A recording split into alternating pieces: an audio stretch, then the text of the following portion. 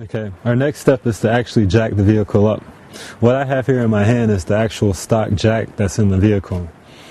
You can use this. It is simple. It is simple to use in those situations where if you have a blowout, you can use it on the side of the road. But since we're here at the garage, we can use a floor jack, which is a lot quicker to use. Now what you need to do is find the correct jacking point on the car. Most cars have a point that is marked on the car to ensure that you have the proper area that you're jacking the vehicle up at. And what you do, you find the right spot to put the jack at.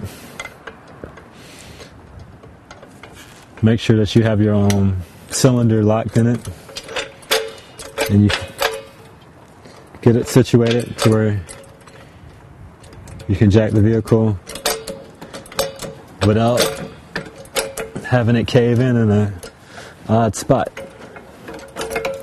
So you just basically jack the vehicle up until your tire clears the ground.